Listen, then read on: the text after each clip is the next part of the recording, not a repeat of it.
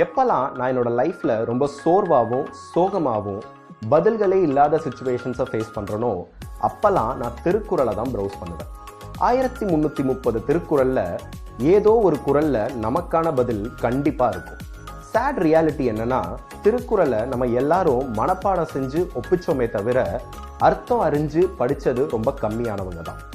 சரி, personal finance மேனேஜ்மெண்ட்டை பொறுத்த வரைக்கும் திருவள்ளுவர் திருக்குறள்ல ஏதாவது சொல்லியிருக்காரா என்ன? எக்ஸாக்டா சொல்லல. ஆனா ஒரு அரசு நிதி சார்ந்த விஷயத்துல எப்படி இயங்கணுங்கிறத 385வது திருக்குறள்ல சொல்லியிருக்காரு.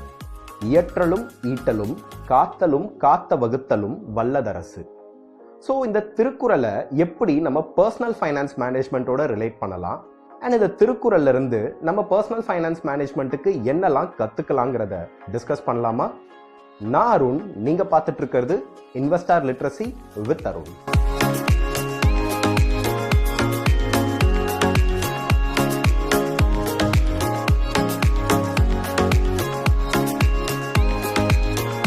இயற்றலும் பர்சனல் ஃபைனான்ஸ் மேனேஜ்மெண்ட்டை பொறுத்த வரைக்கும் ethical income generation or cash flow creation தான் ஃபவுண்டேஷன். இந்த சேவிங்ஸ் இன்வெஸ்டிங்லாம் அப்புறமா தான் வரும். பணப்புழக்கம் இல்லைன்னா மனக்குழப்பம் ஜாஸ்தி ஆகிட்டே தான் போகும். ஒரே ஒரு வருமான ஆதாரத்தை மட்டும் நம்பி நிம்மதியாக ரிட்டையர் ஆன காலம்லாம் இன்னைக்கு மலை ஏறி போயிடுச்சு. நம்மளோட ரிட்டையர்மெண்ட் ஏஜை வேலை பார்க்குற நம்ம டிசைட் பண்ணுறதில்ல, பட் டெக்னாலஜிக்கல் டெவலப்மெண்ட்டும் டிஸ்ரப்ஷனும் தான் டிசைட் பண்ணுது. கவர்மெண்ட் ஜாப்ல இருக்கிறவங்களை தவிர இங்க வேற யாராலையுமே என்னோட ஜாப் செக்யூர்டுன்னு சொல்லவே முடியாது. எப்பயுமே காலத்துக்கு ஏற்ற மாதிரி நம்மளை நாமளே மாத்திக்கிட்டே இருக்கணும், இல்லைனா காலம் நம்மளை தலைகீழா மாத்தி விட்டுரும். ஸோ சிங்கிள் சோர்ஸ் ஆஃப் இன்கம்மை டிபெண்ட் பண்ணி இல்லாம செகண்டரி சோர்ஸ் ஆஃப் இன்கம்மை எப்படி ஏற்படுத்தலாம் அண்ட் அதுக்கான ஸ்கில்ஸை எப்படி டெவலப் பண்ணலான்னு யோசிச்சு சீக்கிரமா ஆக்ட் பண்றது ரொம்ப முக்கியம்.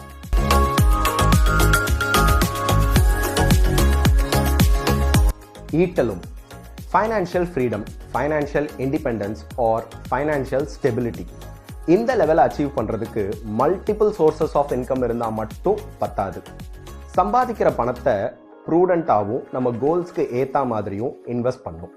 வெறுமனே சேமிக்கிறதுனால மட்டும் நம்மளால நிதி சுதந்திரம் அடைஞ்சிட முடியாது. முதலீடு பண்ணுறது மூலமாக தான் இந்த இன்ஃப்ளேஷன் பணவீக்கத்துக்கிட்ட இருந்து நம்ம பணத்தோட மதிப்பை காப்பாற்ற முடியும். முதலீடு செய்யறதுல டைவர்சிஃபிகேஷன், பல்வகைப்படுத்துதல் ரொம்ப முக்கியம். Don't put all eggs in one பாஸ்கெட்னு சொல்லுவாங்க. எல்லா பணத்தையும் ஒரே அசெட் கிளாஸ்ல இன்வெஸ்ட் பண்றது ரொம்ப ரிஸ்க். அண்ட் டைவர்சிஃபிகேஷனோட பிரைமரி கோலே இந்த சிஸ்டமிக் ரிஸ்கை மிட்டிகேட் பண்றது தான். சின்ன வயசுல இன்வெஸ்ட்மெண்ட் பண்ண ஸ்டார்ட் பண்ணும்போது நம்மளுக்கு டைமும் நிறையா இருக்கும், அண்ட் ஒரு சின்ன அமௌண்ட்ல ஸ்டார்ட் பண்ணாலே போதும். ரொம்ப முக்கியமா இந்த காம்பவுண்டிங்கோட பவர், கூட்டு வட்டியோட பவரை ரொம்ப சீக்கிரமாவே அனுபவிக்க ஸ்டார்ட் பண்ணிடலாம்.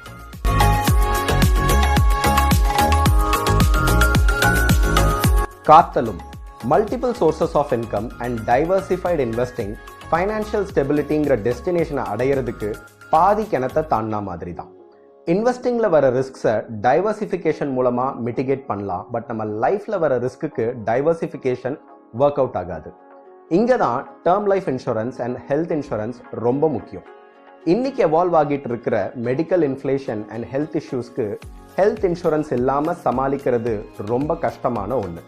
ஸோ இன்சூரன்ஸை பற்றி கொஞ்சம் ப்ராக்டிக்கலாகவும் ரியலிஸ்டிக்காகவும் யோசிங்க, எமோஷ்னலாக யோசிச்சு எடுக்காமல் விட்டுறாதீங்க.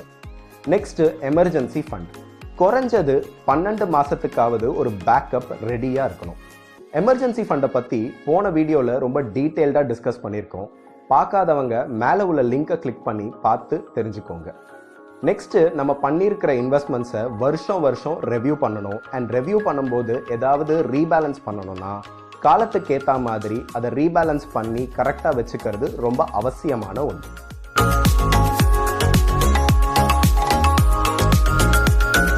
காத்த வகுத்தலும் multiple sources of income, diversified investing and ரிஸ்க்கு ஏற்ற மாதிரி இன்சூரன்ஸும் எமர்ஜென்சி ஃபண்டும் ரெடி பண்ணியாச்சு.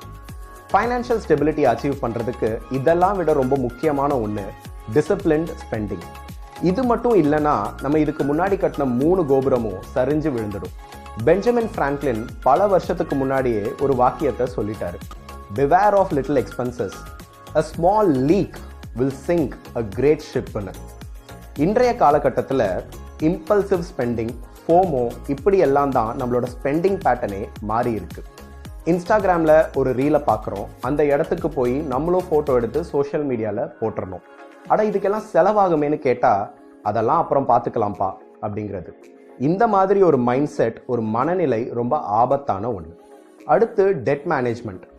கடன்களை பொறுத்த வரைக்கும் நம்ம கிட்ட இருக்கிற கடன்களை ரெவ்யூ பண்ணி 2 மெத்தடை ஃபாலோ பண்ணலாம். ஒன்று டெட் அவலாஞ்ச், அதிகமான வட்டி இருக்கிற கடன்களை முதல்ல அடைக்கிறது. நெக்ஸ்ட் டெட் ஸ்னோபால், சின்ன சின்ன கடன்களை முதல்ல அடைக்கிறது. Disciplined spending and prudent debt management, இது ரெண்டுமே ஃபைனான்ஷியல் ஸ்டெபிலிட்டி ஜேர்னியில் கடைசி ஷீல்டாக இருக்கும். அண்ட் அந்த ஃபைனான்ஷியல் ஸ்டெபிலிட்டி டெஸ்டினேஷனை அடையிறதுக்கு ஒரு பவர் பூஸ்டரும் கூட.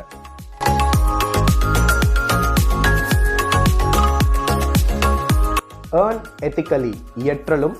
இன்வெஸ்ட் ஸ்மார்ட்லி, ஈட்டலும். ப்ரொடெக்ட் டிலிஜென்ட்லி, காத்தலும். ஸ்பெண்ட் வைஸ்லி, காத்த வகுத்தலும். வெல்த் கிரியேஷன் அண்ட் ஃபைனான்ஷியல் ஸ்டெபிலிட்டியை பொறுத்த வரைக்கும் பணம் சம்பாதிக்கிறது மட்டும் முக்கியம் இல்லை, அந்த பணத்தை எப்படி ஒரு ஞானத்தோடையும் ஒரு ஒழுக்கத்தோடையும் மேனேஜ் பண்ணுறோங்கிறது ரொம்ப முக்கியம். இயற்றலும் ஈட்டலும், காத்தலும் காத்த வகுத்தலும் வல்லதரசு. வள்ளுவன் வாக்கு என்னைக்குமே பொய்க்காது.